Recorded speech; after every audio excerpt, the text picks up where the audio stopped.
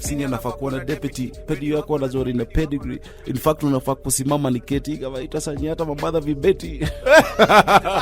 Mwizi anapunguza jama kidedi. Rapa wasemi. Hakuna mtu asema ukweli. Mapeni kama vela na makaveli ini msomofika people daily nimeka follow mpaka saa ina bo kulong for tunangaria copy your throw unasema kaliwa kwa zone na kwa kaliba fulani ya form haizi mature itakuwa long kabla mature msidi try mimi najijua risasi asimamishwa wangi na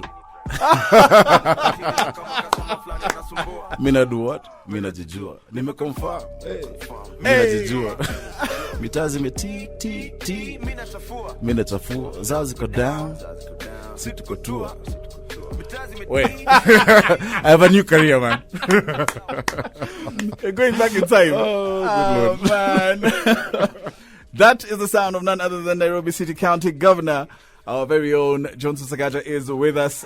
You were at Londro House.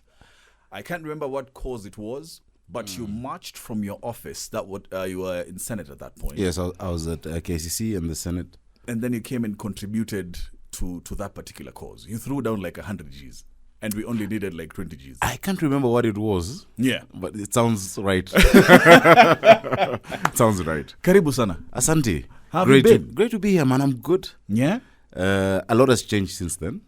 A lot has changed. Yeah, and I'm grateful to God and the people of Nairobi for this opportunity. Indeed. To just work on our capital and try to restore the glory and just create the capital of the future, you know, a global hub that Exactly. Nairobi is, you know, and that means grappling with the challenges of what it has become, sorting out the mess that has been, while still forecasting the future and planning forward, you know? Exactly. Yeah. And I think we'll delve into it deeper in terms of planning and all these things that people are asking. And so many questions coming in. In fact, as I was telling you earlier on off mic, Yes. don't hold it against me. It's not Oh, me. you're It's my the homie. people. But let me tell you, Yeah. Maqul, same Yeah. number, same guy. Exactly. Yesterday I was listening. Yeah. You know, I mean, you're back. So we, Such an so, honor, so by we the way. switched back to capital. Such an honor. Such an So I honor. was listening. Yeah. And then I hear you saying, well, some chaps from Nairobi were supposed to come, whatnot. I'm like, boss, Yeah. who are chaps from Nairobi? Yeah. No one books my interviews. I called you and said, look, let me Totally. come myself. I And was I'm so here. honored when you did that. Yeah, no one books my interviews. I call myself and I come. And thank you. So if you need anything from Nairobi, call me. And this is exactly what Nairobians need to understand, Yeah. right? That you're there for them and you're working for them and you have an open door policy. Yeah. And I mean, Yeah. it's challenging, but it's the most fulfilling thing I've ever done. You know, when you see impact, that this little action has changed someone's life, and this is where we're moving to. Yeah. It's really encouraging. Tough times have hit Kenya in general, in Africa, in East Africa, name it, the world. Yeah. Nairobi is facing it as a hub. And we're facing it in our little estates, Yes. from the Kileleshwas of this world, the Kilimanis of this world, Westlands, Lavington, down to Pipeline. Yeah. What's going on? Well, you see, change is inevitable. Nairobi is 696 square kilometers. It won't increase. Our population is growing. The world is urbanizing very quickly. By 2050, we'll be a population of 10.5 million in Nairobi. Today, we are 5 million. A lot of the planning, and let me just give you a background, you know. Yeah. Nairobi used to work very closely with the national government in the 70s, in the 80s when we were growing up. Things used to work. I remember, I was born in Gara, just here, okay, not here, but close. Yeah. In Gara, and garbage would be picked up on Thursday and on Tuesday. Yes. There was that Camero used to come. Yes. The Nyayo bus was on time. Or, the Kenya bus was on time. If you miss the 7-1, you get the 7:21. Indeed. There were timings. There were timings. Yeah. Even if there are two guys, it'll move. Exactly. And things were working. Yeah. In 1992, the national government, because multipartyism came in, and so the national government and KANU lost Nairobi to the opposition. So from 1992, it was let go of because it was in the hands of the opposition. So from 1992 to 2002, a lot of the things that we are trying to roll back and just sort out is what happened in that time. So it became derelict. The councillors gave out land allocations, planning went haywire, People are doing whatever they want to do. Yeah. The influx of the matatus and whatnot went to such a crazy extent that you now need to sort that out. But remember, the problem, at least one good thing happened in 1994. And I'll explain you when I get to water. From 94 to 97. So here we are. We're a capital. We've now moved into devolution. We now have a governor. We have had 2 elected governors, and in between another 2. Indeed. By virtue of different processes. Yeah. And we must grapple with the reality of what has happened, but also remember that we're still that place that everyone looks up to. Indeed. In the region. Exactly. Exactly. I heard you yesterday saying guys of TZ would be told, oh, don't they Nairobi, half London. Exactly. It's the thing that they used to say. Now they don't say it anymore. They still do. They still do. Nairobi is rated the best place to live in by Lonely Planet, which is a very, respected travel site. We still have a lot of guys coming into Nairobi. Conferencing is amazing because God has gifted us with some gifts. Exactly. One of the biggest gifts is geography. Yeah. Indeed. In 5 hours you're in Dubai. In 8 hours you're in Amsterdam or London. Yeah. In 13 hours, and this always really, I'm amazed by it. In 13 hours you're in New York, but from New York to Nairobi is 11 hours. And I keep saying nimteremko, so the pilot anakajanga free and we. But I mean, Indeed. so the whole world comes here. Yeah. All these multinationals. I have friends in the UN agencies, all want to be here. Yeah. We have the environmental capital, UNICEF. UNEP. UNICEF, I was talking to the head of logistics. I'm moving their capital here. UNFPA, I'm moving here. Everyone wants to be here. Yeah. So it takes you 5 hours to get here, but then you get stuck for 4 hours in traffic. And those are the things that we must sort out, and those are the things we're sorting out. Exactly. And as you said, it is about 8 hours or so, and 45 minutes actually, in terms of filming, we usually celebrate Nairobi for being 45 minutes across everything, from a desert, from a beach, from a lake, everything. It's 45 minutes. Yeah, to a national park, to everything. Yeah. Whatever it is. But like you said earlier on, as I take you back, 5 million people during the day, 4 million at night. Actually, it's more. It's more now. It's possibly 5 during the day. No, 6 during the day, 5 during the night. Yeah. All these people need a space to stay and sleep. Yeah. And neighborhoods are popping every single place. And that's why, you see, the city needs to be planned, and we're planning it. Yeah. Indeed. But people must stop, because I've had people complaining, oh, these developments, you're building skyscrapers, you're building huge, apartments, and we want to have an acre in Kileleshwa, and you can't. Yeah. Nairobi can only go up. No. It can only go up. The restrictions have been lifted. Like I remember asking the president, because of the ECD people, right, that the reason we had airbase, and airbase is the reason why you can't go up.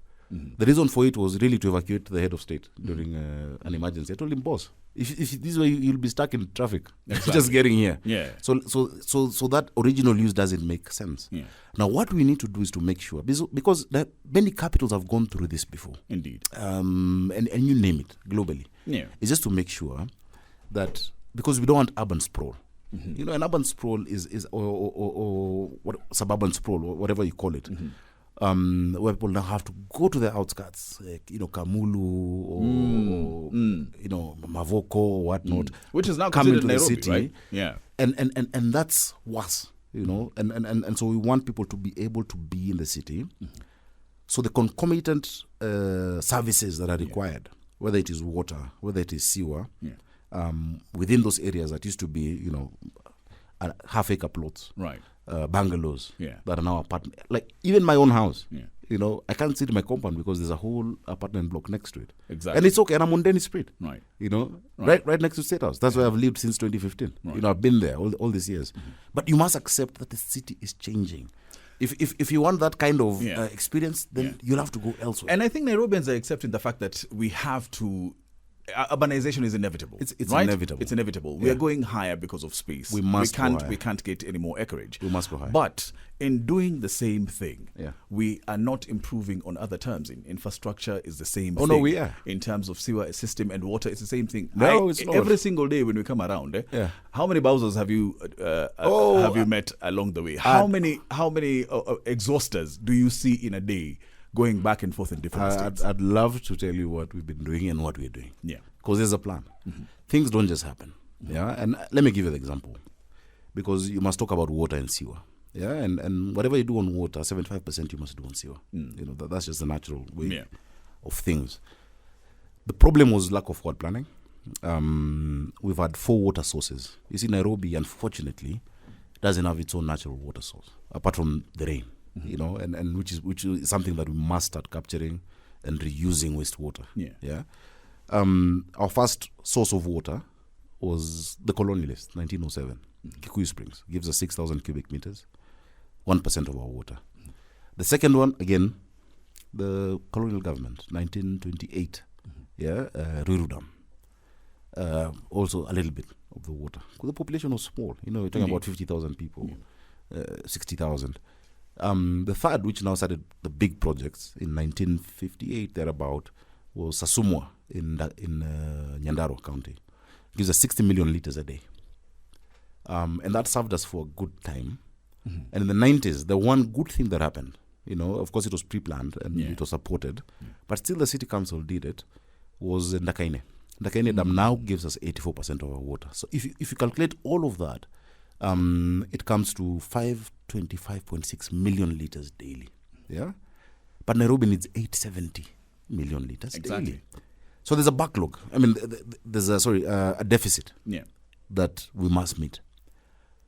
The reason why is because the 1994 to 97 project was aiming to fulfill a water demand of the year 2002 of 2 million Nairobians. No one had planned forward. Yeah, and once it was filled, between that time and later, and now when President Moi Kibaki came in and he started a project that stalled for a long time, there was no plan. Indeed. On top of that, corruption and people working for the water service providers messing up the system to sell water through the bowsers. Yeah. Now, Northern Collector Tunnel number 1 was the first project that came up. It's been stuck for so many years. I want to thank the president because I sat with him and told him, boss, we need to sort this out. Fortunately, he used to live in Karen. So he knew the problem of water in Karen. Yeah. Told him, boss, you know, the thing to sort this out is actually completing Northern 1. Northern 1 gives us 140 million liters additional to the 525 that we have. And just reduces the gap. So it's 15% now that we need to fill. We worked on the way leaves. We worked with the National Land Commission. We put money in treasury together for the compensation on the guys on the way leaves. Today, it's 4 kilometers left. In 2 or so months, we'll get 140 million liters extra. Right. In the meantime, and many people will tell you, they've seen the connections being done. You know, the piping has been done. The French Development Agency gave us another 3 billion or so. The Africa Development Bank. There's what we spent as Nairobi County through Nairobi Water Company, Athi Water. And so in a few months, in 2 or so months, we get 140 million more. That is not enough. I actually was, what did you say? It's not enough. It's not enough. As the governor, I went out to look for more money. The Koreans were giving us support as a country. There was, of course, everything going to the national government. And I sat with them and said, please, the biggest impact you'll make in East Africa is not just working with the national government, it's working with the capital of East Africa. And I negotiated to get $100 million to do Northern Collector 2 and Maragua 4. Northern Collector 2 and Maragua 4 are going to add 220 million liters. Indeed.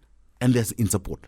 Indeed. You know, in fact, we're just working out the technical arrangements between us, the National Treasury. And this is public knowledge. I mean, I'm on radio. Yeah. It's public. I mean, I wouldn't just reveal it, you know, and I've said it, and we're working on it. So 220 plus the 140. The third thing that we're doing, apart from Maragua 4, Northern Collector 2, completing Northern Collector 1, which is just 4 kilometers left, at Ngedu water treatment. And I'd love you one day, and I'd love to organize that you help me. I can see you guys with fancy cameras to go through the water journey before it comes to Nairobi. Definitely. Yeah, definitely. And we start in Ndakaine. You go to Ngedu. Ngedu is in Gatundu North in Kiambu. At Ngedu, we have our water treatment. Let me tell you, once you see what the process it goes through to bring out, you'll drink from the tap. I promise you. Indeed. I promise you. I can't remember the last time I did that. I can't remember the last time. Because, you know, and there's a lot of propaganda on social media. We see, these pipes. Then if you Google that picture, you say, this was in Paraguay or somewhere. But anyway, so at Ngedu, we lose 30 million liters daily because of the filtration system. That's a backwash system. Right. That 30 million liters has to be lost in that process. It goes into the soil and whatnot. It's let go of when they're filtering it. Our engineers at Nairobi Water, who are great guys, have been able to come up with a project that's around 1.5 to 2 B, but then will add us 30 million more liters. So that's 220 plus 30. Whatever we're losing will come back. And that 2 billion project is half of Sasumwa. Indeed. So another 30 will come back. So we have 220 plus 30 plus 140 in the next 3 years. Totally, Gov. And I hear the amazing projects that are going on. But while all these processes are going on, right, we are still left at the mercy of cartels who are running the water and the Bowser systems, unregulated. No, they're regulated by the Athi Water Services, by Water Resources Board. Unfortunately, and you see, I hate to burst anyone's bubble. Unfortunately, there's no quick fix for the city. There's none. Decades of derelict and neglect and mismanagement cannot be sorted out in a year. Cannot be sorted out in 2. A series of things have to be done. And even as you're sorting that out, that's why we're just about to, and I've been talking to a few people, great Nairobians who've done good things for our city, Jim Nambaru, such people. We're putting together the Nairobi 2050 task force, Nairobi Vision 2050, so that we don't get into the same mistake that was made. We must plan now another 30 years, another 50 years, and start doing it now and say, this is how the city is going to look like that time with a population of 10 million. These are the projects we must do. So I'll be very happy when I get to the 1 million liters in the next 3 or so years. I must plan for the next 3 million. Indeed. Or the next 2 million now. Right. So there's no quick fix. We must sort all of that out. Boreholes, where people have put up boreholes, whether it's a lot of them are in Karen, and on the west of Nairobi, they're drying up. The water table has gone down, especially when it was in training. Last year we had our worst drought in 40 years. And it's because of that. On the east side of Nairobi, and that's why I tell you there's no quick fixes. When NMS was there, they built 100 boreholes very happily. But it was a mistake. Because on the east part of Nairobi, the World Health Organization sets the minimum, or rather maximum level of fluoride in our water is 1.5 parts per million. The water on that side has up to 6, 7 parts per million of fluoride. And so and you can't tell the people, use this water only for washing and don't drink it.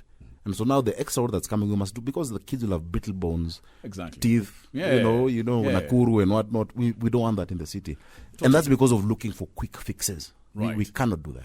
Long term, we're looking at some of the things that you're talking about, and we can fix it. And that's medium term, is 3 years. Yeah.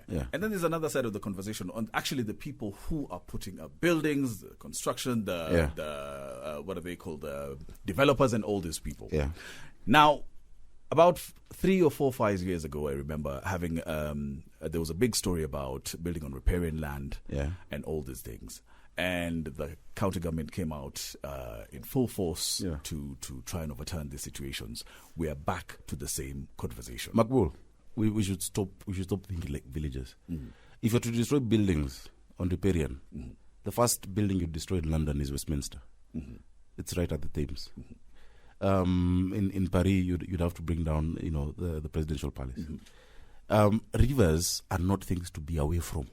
They're things that give a city its character, and that is why. And I'm very happy. On Monday we have a session with the president and the Rivers Commission. Before the president was sworn in, I took my friend Momo Musuva from the Planning House. A discussion we've been having for 11 years on the history of Nairobi and its rivers and what needs to be done. Now, what happened, and this is just part of our history, when the colonialists came to the city, they used our physical features to segregate the city. And so they created buffers between them in the higher areas and the poor people in the valleys, and they created what they called the green areas. If you look at the 1948 master plan of Nairobi, those are what became slums. In most cities, the rivers are the frontage of the city. In Nairobi, the rivers are hidden. And that is why all the rivers, Madare River, Ngong River, Nairobi River, all flow through the slums, because that was what it was. We must change that narrative. And that is why, before he was sworn in, I took Mumo and a team from Planning House at Karen when he was still there. They did a presentation and showed what we must do with the rivers. It's been done in Africa. The closest example is Addis Ababa with the Sega River project.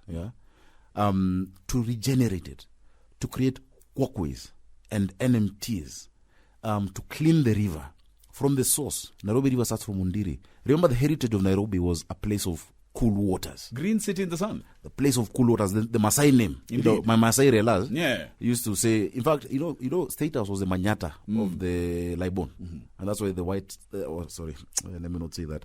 The Mzungu, the colonists took that place symbolically to show they were defeated us. Yeah. Because that was our ancestors' place. Right.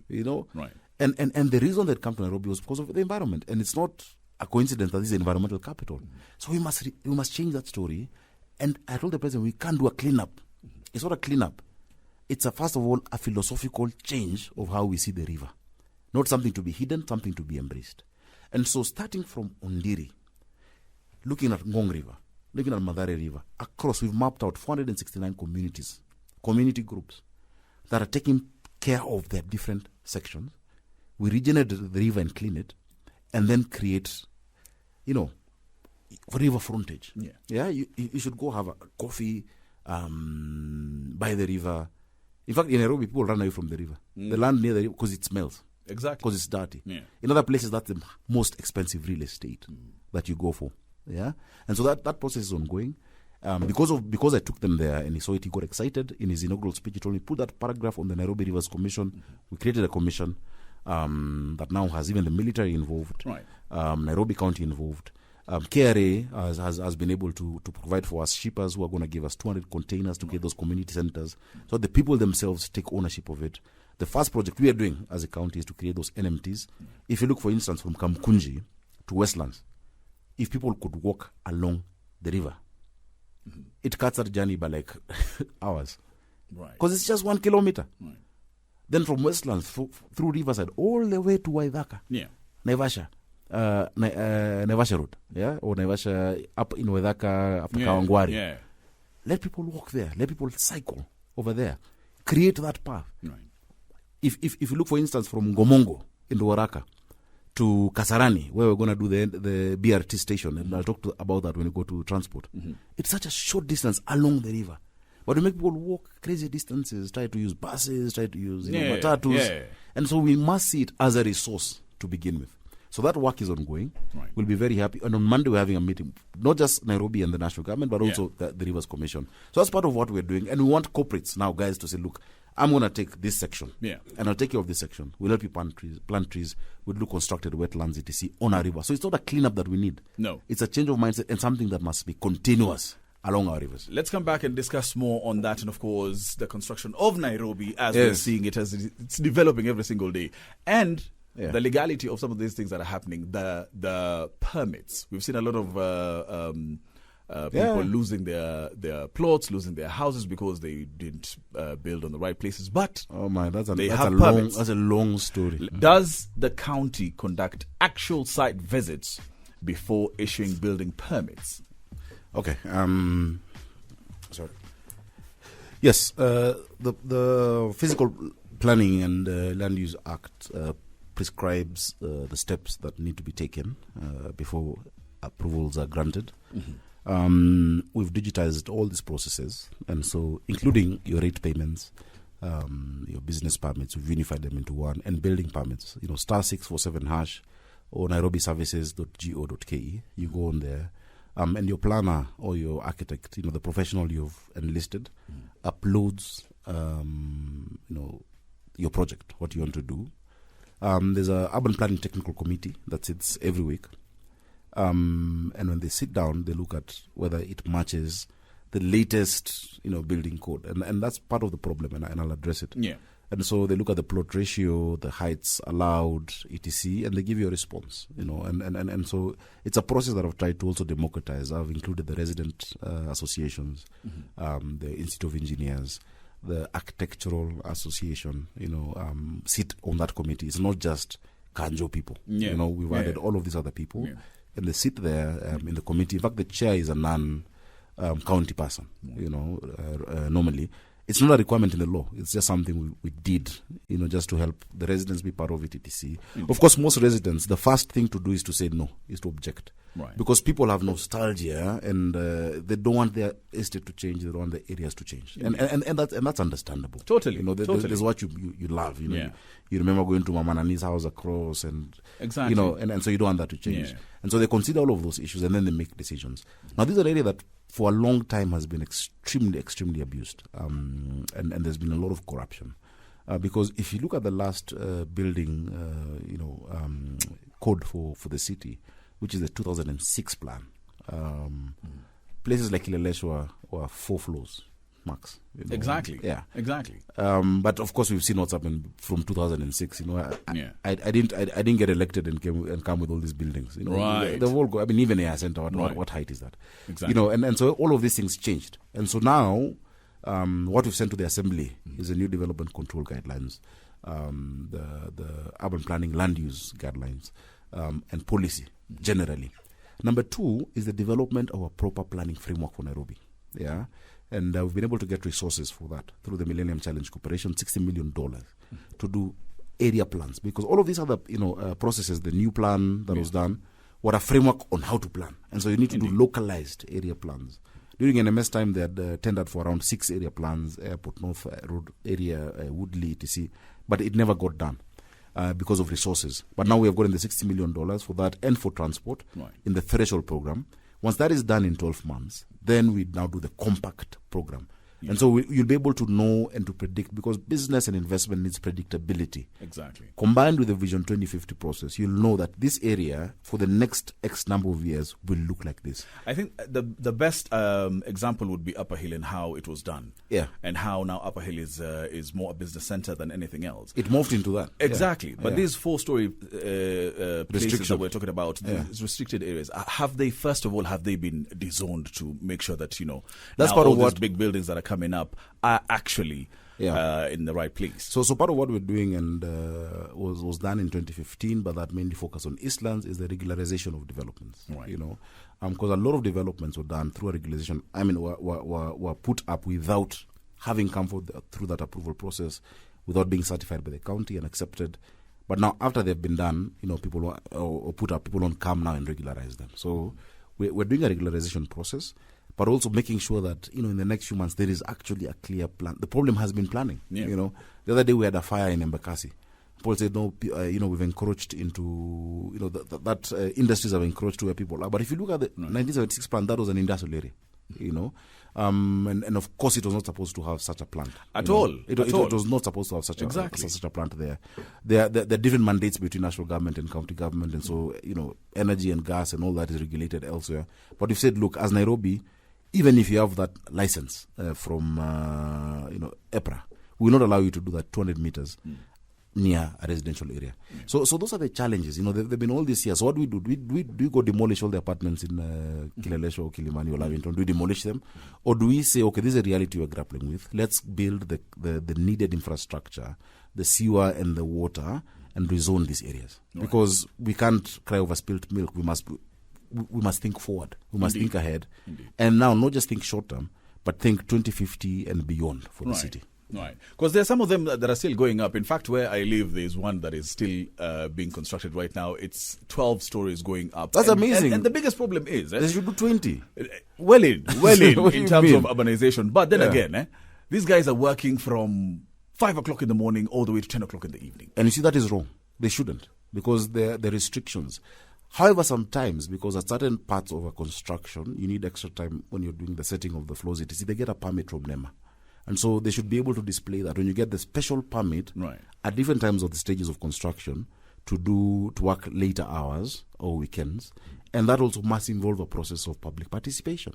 The problem is that when we do, when I've invite never people, been asked. I don't even know where to find this information to be told public participation. Exactly, because they do it the old way. So they'll put a notice in the ward admin's office or the sub-county. I'm sure you don't know your ward admin's office, and that's information we must give people. Exactly. So they'll put it up there, and then you call for public participation in your area. Right. The people who come are many times not the people who live there. So these developers will call they'll mobilize. So they'll use the MCA or someone to just bring me 20 people, 30 people. So it's become an academic process. Indeed. And so those are some of the things we're changing.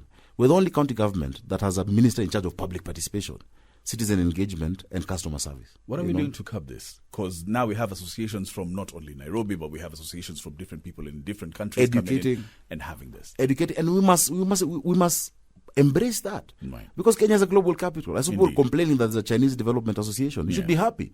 And as for the Nigerian one, and as for the Kenyan one, and as for the Rwandese one, this is a global capital. People should wake up. It's a metropolis. It's a metropolis. Right. And we want these investments to come here. We want these investors to come here. But they must follow the rules. They must respect the law. Now, the problem has been that, and the Bible says, for without the law, there is no transgression. Indeed. That there has not been a proper master plan for the city since 1976. There has not been a proper framework on how this development should be done. So we're playing catch up, but we hope and we plan to, through this MCC process and through the development control policy that we've put in and land use planning that we've put in, to have a clear set. Everyone should know these are the rules, these are the guidelines, these are the charges. This is what I need to run a business. This is what I need to put up a building. And those are the processes we're doing. Let's talk quickly about infrastructure. Yeah. We spoke about the fact that we're still using a blueprint back from 1970s, right? 76. How are we changing this? Because right now... By doing the blueprint now. So we and I can assume when you're coming in, massive traffic everywhere. Did you do the sirens and try to tackle the traffic? No, Kenyans are facing this every single morning. Nigerians are facing it. I'm very happy where we are because I have to drop my kids first and then I do whatever else comes in the day. Yeah. And so it's on the same road where I drop my kids at Aga Khan. There's huge traffic, and the reason for the traffic is that we don't have a reliable public transport system. Public service and public transport is very private. It's in private hands. The only public thing about it is the roads and the people. And so that is why we are putting huge investment on our BRT projects, bus rapid transit. We are thinking of the metro system.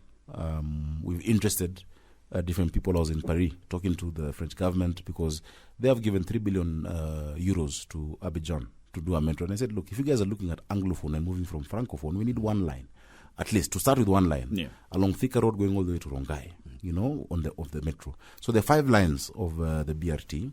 Line 1 is being done by the national government and the budgetary allocations have been put.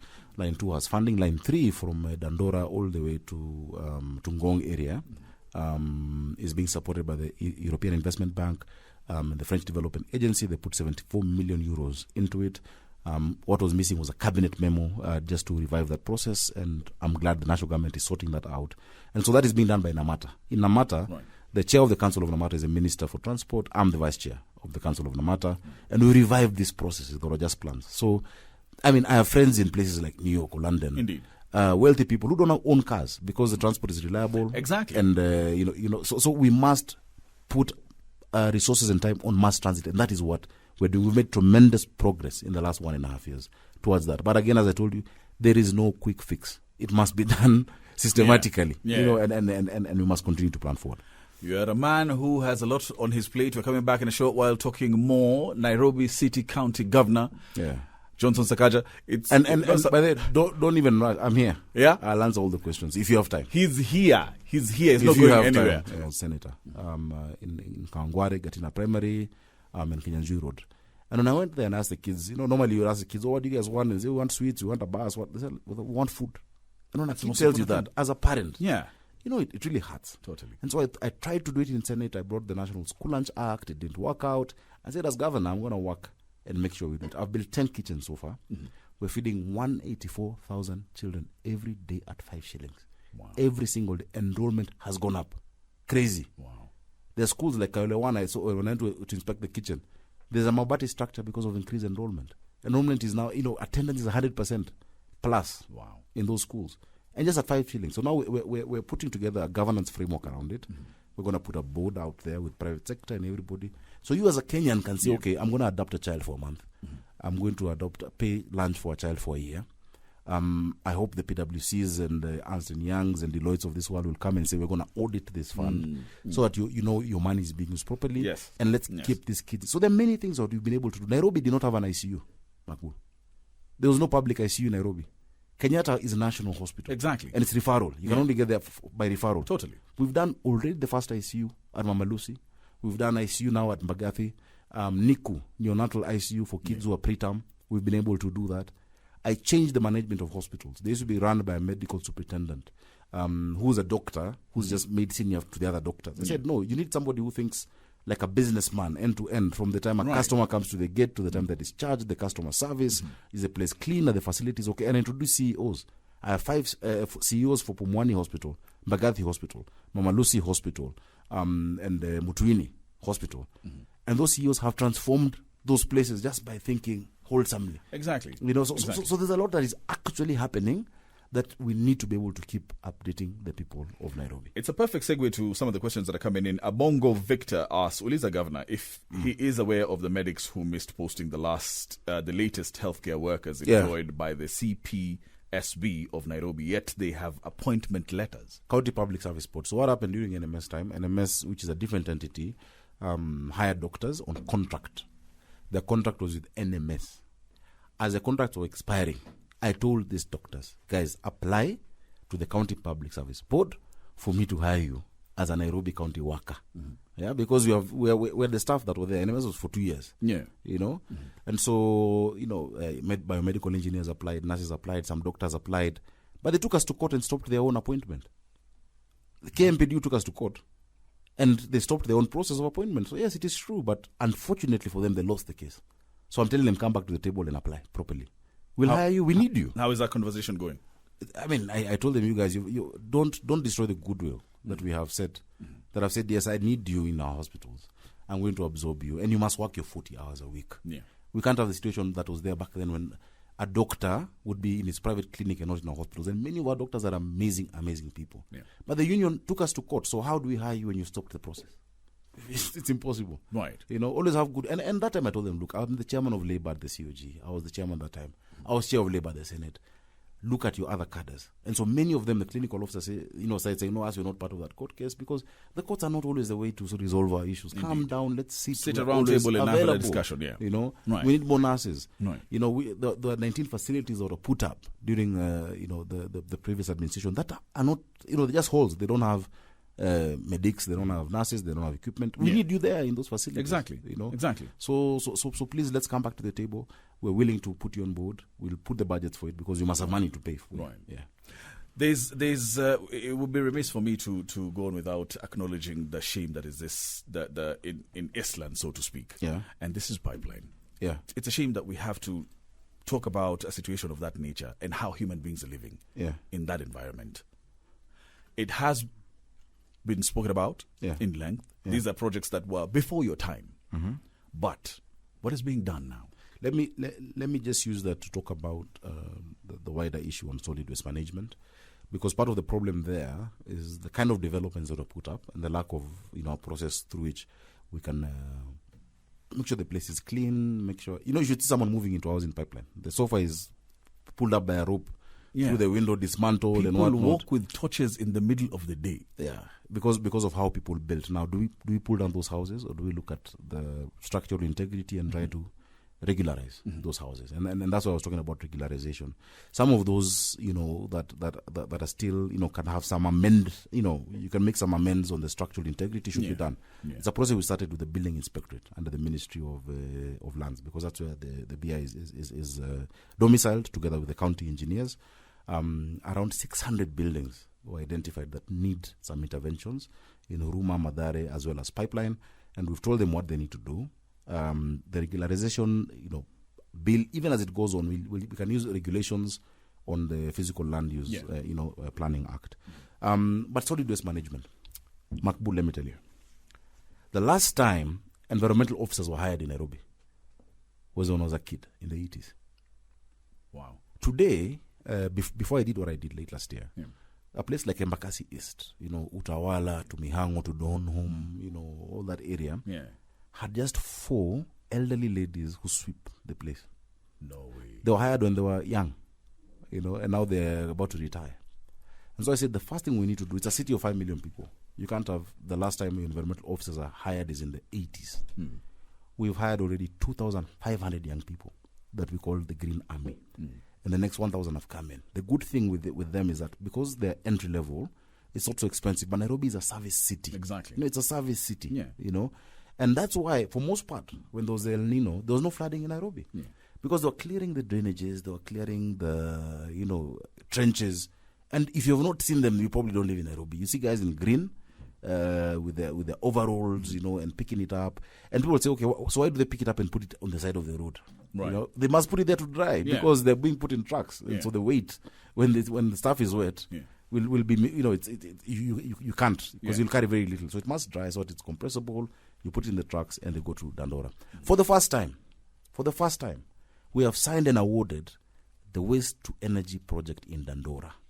It's been awarded to China National Electric and Engineering Company. They bid, we put it out there. It was a year-long process. We got specially permitted procurement procedure. We put it out there, request for proposals, expression of interest.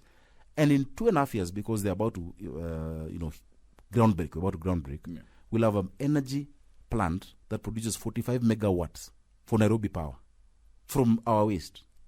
So that when the waste starts being seen as a resource, my friend, people will be fighting to get it off the streets. Right. So these things, many of the things I'm talking about are because of decades of neglect that we must sort out as we move forward. Going forward. And move now to material recovery facilities, looking at a circular economy in terms of garbage, converting some of the organic waste from markets into, like those kitchens I'm talking about, the kitchens we've built. We even have the biggest kitchen in Africa through our partners, 60,000 plates a day.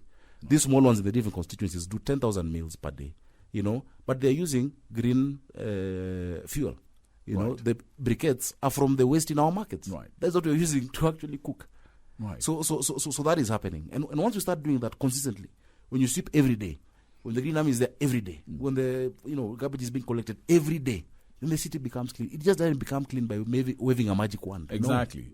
No. The rains are with us. Yeah. We've been talking about, it's really, really hot now. Yeah. As of last night, it's raining and it's raining heavily. Yes. We know there are some spaces where it's going to be flooding in the next couple of weeks. Yeah. What are we doing about that in terms of capturing, especially the rainwater as well? You see, first of all, it must be, and we're putting it in our code, that you must have water harvesting at the domestic level.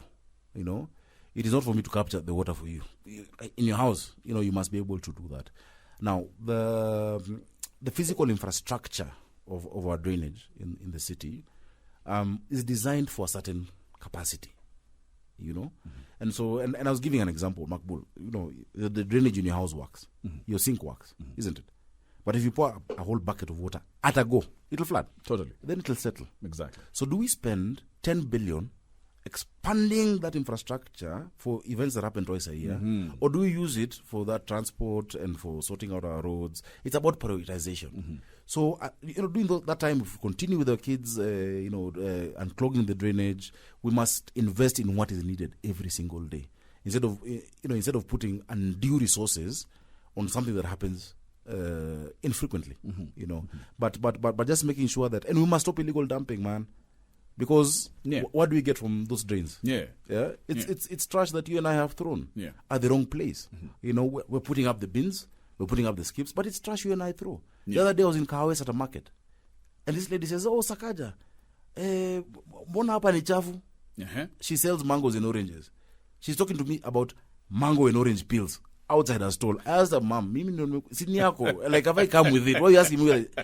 If everyone swept outside their house, right, the place would be clean. So we must not just there's haki yako, but there's also wajibu wako. Exactly. There's your rights, but also there's your responsibility. When you're driving and you throw away a banana peel on the road, or a piece of a packet of plastic, paper for your crisps, will you blame that on Sakaja? So we do our part, but also as citizens, I keep saying, look, I campaigned and said, let's make Nairobi work. I did not say, let Sakaja make Nairobi Let work. me make Nairobi Let work. us all, we must all, in our different spheres of influence, in our different areas, as citizens, and we must start seeing ourselves as citizens of Nairobi, not just residents. Indeed. That you're just passing by, Apana. We must own this place. And everyone do their part. My work is to provide the leadership and to facilitate the opportunities for everyone to contribute to this great city of ours. We're putting the governor on task, questions, queries, as well. His responsibility when he comes back is to entertain us as well. Community karaoke is coming up. Ah, come on. He used to be a rapper. Used to be a rapper. Used to is the key word. My guy with paid top dollar is here with us. But first, the business news. What we're doing, what can you also do about this? Exactly. You know, and, Exactly. and this is how we are accountable for what Yeah. you've given us. So let's make it monthly or quarterly, whatever period we decide on. I'm going to put it in the diary, and I'm going to always commit to it. May I have an idea? Shall we do monthly barazas on ground as well and call people? You know, let me tell you, you need to come with me to the ground and see Exactly. what happens. Exactly. But So it's we can host, pandemonium. we can host these barazas in different spaces in the city. Sawa. Yeah? I'm game. So, I'm down for that. you heard it here first. Don't know who's going to fund it, but No, I mean, look, I told you we have a sector in the county on citizen engagement, public participation, and customer service. You know, part of what we're doing is reorienting public service. Indeed. If you come to City Hall Annex, if you were there more than a year ago, you'll get lost. Mm-hmm. I've completely redone the place, redesigned a customer service center where there are tellers on. You'll think you're at a Safaricom customer service or Airtel or whatever it is, you know. And you see, before, governments were designed to see the citizens as a nuisance. You know, that wanakuja kutusumbua kwa nini. Indeed. I told them part of our organizational principles, you know, from the working backwards model of Amazon, Indeed. is obsession with the customer. We must be customer obsessed. And the citizen of Nairobi is the customer and our boss. Exactly. And invariably, the core interests of the customer will always align with what we're trying to do. Totally. You know? Totally. And so changing public service mentality. You know, there are people who've been there for 20 years, 30 years. There's a way they've been dealing with people. It takes time, but we're seeing the fruits of it. And the fruits of it is a level of engagement, the new people registering to work with us, you know, what we're doing with people on ground, the kind of attention we've gotten from, you know, multilateral partners that hadn't been there, and they're like, oh, Nairobi is back on the table. You know, when I go to the UN, when I go to Paris, you know, I was in South Africa for the Meru Leadership Forum. And there was, you know, there were different city leaders. I was with Anyang Nyong'o and Lenku. And the mayor of Freetown, Ivona Kisoya, the mayor of Cape Town, my good friend Jordan Hill Lewis, all of us. And, you know, because I couldn't make it on the first day, they actually sent me a jet to be there on time because Nairobi is so important. Indeed. They want Nairobi on the table. So with all this goodwill, locally and internationally, man, if we don't make it work now, to kila mtu to disband, Totally. Kila mtu aende ushago. Exactly, because it must work now. Exactly. The Pan-African story cannot be told without telling the story of Josie, Lagos, and Nairobi. Right? You know, and let me tell you, and I'll give you an example of a friend of mine. In fact, today I'll name him. I was once in 2015. What was I? I was an MP, and I was chairman of the ruling party at that time. That was TNA. I was a young man, 30 years old. I'd gone to Wellington, New Zealand. And so when I was coming back, at the waiting room, there's a gentleman called Brian Johnson who was sitting next to me, an older gentleman. And so he says, "Oh yeah, what your name was? I'm also Sakaja Johnson. Oh, we are namesakes." No, that small, that small talk. Yeah. But I'll go to the plane. And now we were sitting next to each other on the plane. Yeah. So we had to keep talking. Exactly. And so it was very interesting because we became good friends, you know, and started interacting and sharing pictures, etc. Of our families. He owns a vineyard there called Spy Valley. Yeah. And once a year he sends a few bottles, you know. And so one day he tells me, "Oh, I have a friend of mine who used to do some business in Russia, didn't work out well, came to Kenya. He has a small thing that looks like he's in trouble. Can you help him? Because, I mean, I've learned that you're in government." Mm-hmm. Of course, I hadn't told him that at that time. Yeah. You know, so it's later in our emails. "I've learned that you're in government and the president can listen to you." And just said, "Okay, just let him come to see me." Mm-hmm. When this guy comes, first of all, he's not doing a small thing. This was Steve Jennings of Tattoo City. Wow. And Tattoo that time had some challenges. But I meet Steve. Steve comes to KCC 26th floor. We have a chat. And he just talks about how Kenya is great. How the West is only, you know, focused on minerals, West Africa, whatnot, oil, etc. The South was more or less imploding. Up North, there's no proper rule of law, and so you can't have predictability in your investment. But Kenya, I mean, even the Supreme Court has nullified an election, etc. You know, as a business. So we finish, and he stands up to go. I tell him, "Sorry, Brian told me that you have a challenge where you need help," and said, "Sakaja, sit down," and told me, "Look, the kind of investment we've put in Kenya, the dedication we've put in and the sacrifice in our lives. If I needed to know someone to do business here, I would not be here. And so our matter is in court. And I am confident, so confident in your system that it will be resolved.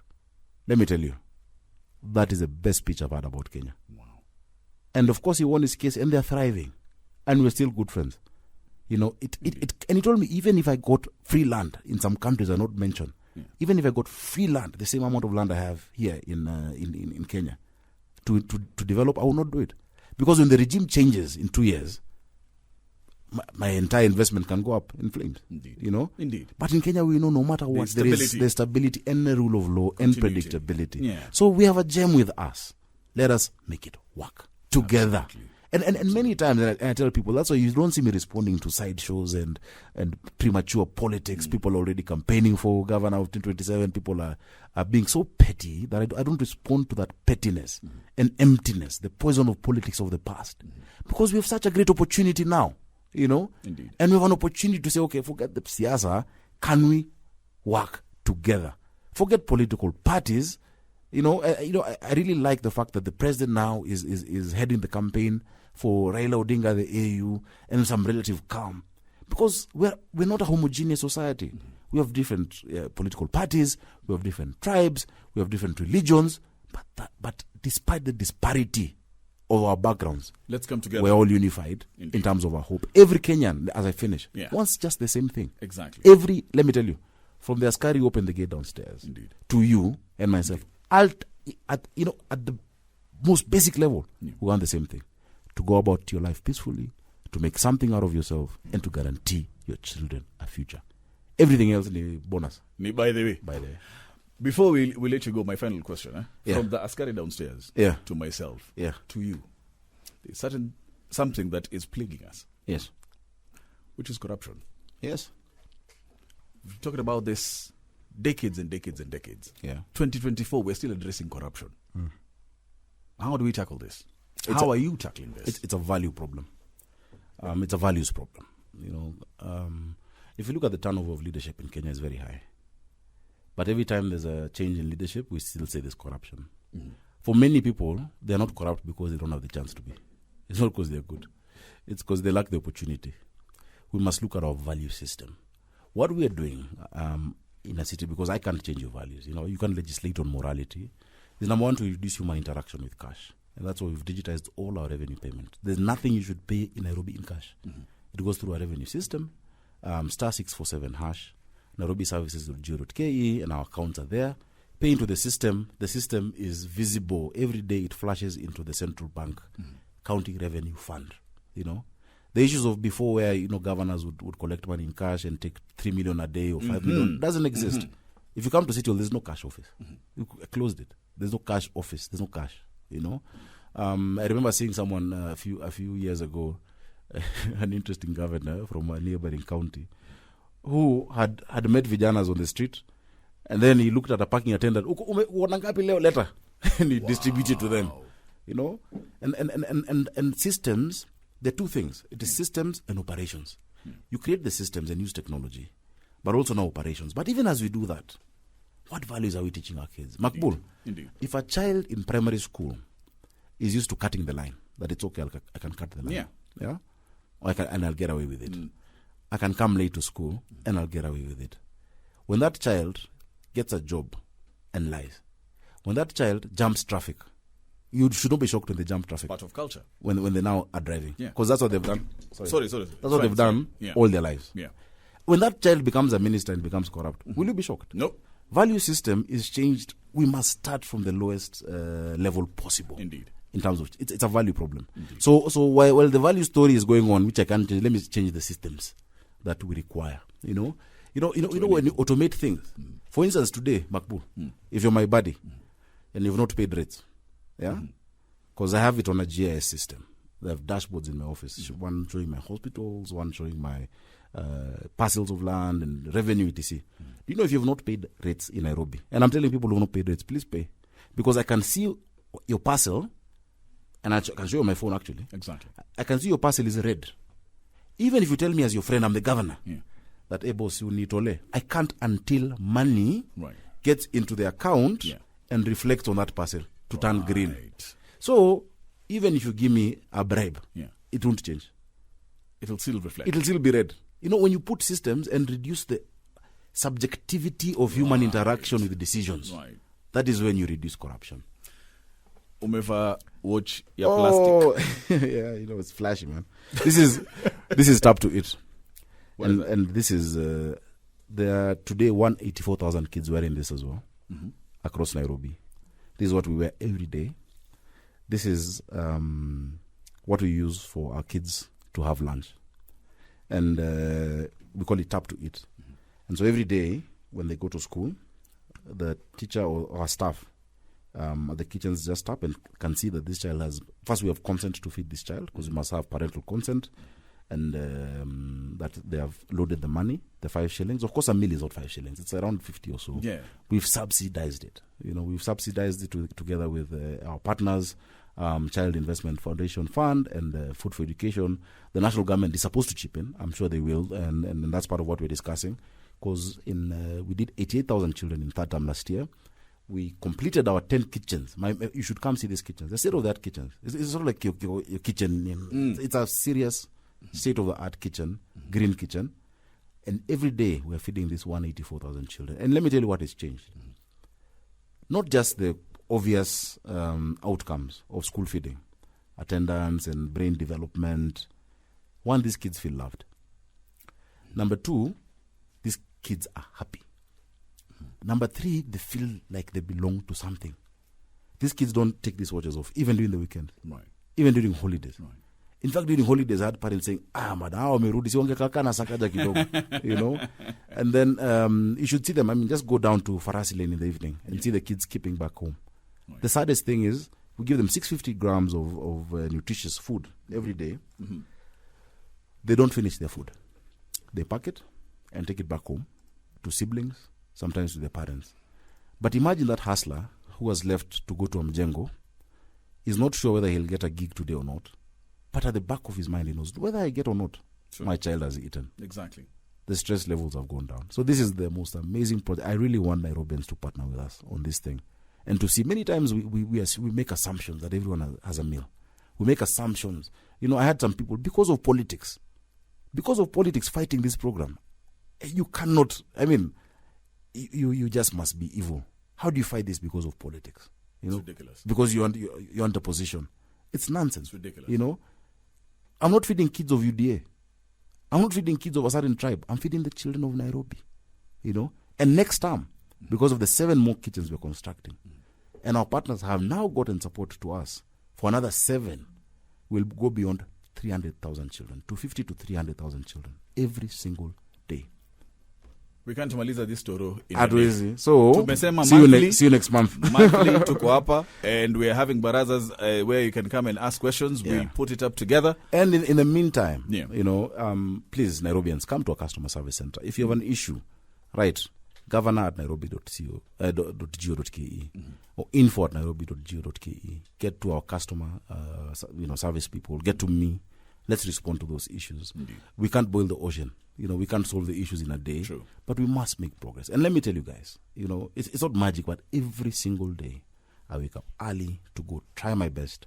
I may not finish it. I'll go sleep. And tomorrow I'll wake up again early and just push the needle, move it, step by step. And we can do it. And that's but exactly let's do it what together. life is. That's what life is about. Gab, thank you very much. Thank you so much for the opportunity. Thank you enough. I'm really honored. And I'm very happy that whoever was to come yesterday didn't come. Because I wouldn't have it's come one of today. your chaps, eh? Yeah, I was about to call him out and then you called. And I told you, stop calling chaps. Call me. Because those guys are not elected. Yeah. I'm elected. Right. You know, I'm accountable. I have 15,000 staff. Many of them will make mistakes. Many do the right thing. Right. But ultimately, who is accountable to the people of Nairobi? It is me. God bless you. Thank you very much. Asante.